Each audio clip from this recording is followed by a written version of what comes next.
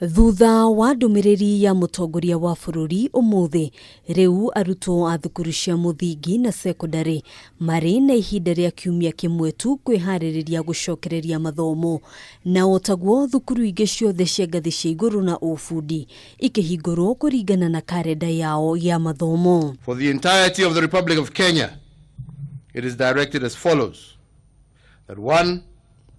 All our educational institutions in all levels of learning shall reopen in accordance with the calendar issued by the Ministry of Education. Ndumiriri-ini ya mutongoria wa bururi oho agikirira mukana mishamanio ya muingi na ona gutuika makanitha kaunti-ini ithano irirahingitwo ni mekuhingurwo, atongoria a dini ni moritio kurumirira mikana hamwe na mitaratara iria igathikitwo ni kanjo ya makanitha. That in-person and congregational worship shall resume in strict fidelity to the guidelines issued by the Interfaith Council and the Ministry of Health. However, the attending congregation is still capped to 1/3 of the capacity of the place. Ihinda-ini riu mishamanio ya kiuteti no iguthie na mbere gwikirirwo mukana kwa ihinda ritoikaine. That the prohibition against political gatherings is extended until otherwise directed.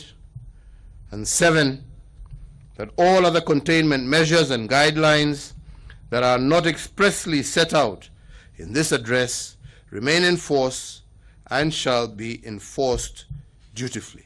Hamwe na mawatho magi maria mutongoria wa bururi aheanite ni thibitari ciothe bururi-ini kunyihia namba ya andu a nyumba aria marathie kuona murwaru riu ari mundu umwe tu uritikagirio kuona murwaru o muthenya. All hospitals are directed to limit the number of visitors for hospitalized patients to 1 visitor per day, to 1 visitor per patient per day. Maya magithiaga na mbere, Ministry ya ugima wa mwiri hamwe na ya mathako ni ciuritio kunyitanira niguo kwarira mitaratara ya uria mathako megucokereria rungu rwa mitaratara ya kuhitana na king'uki gia corona. The resumption of sporting activities shall be guided by the regulations to be issued by the Ministry of Health jointly with the Ministry of Sports. Handu-ini ha Kameme TV, Chitagugina wa Wadirwa.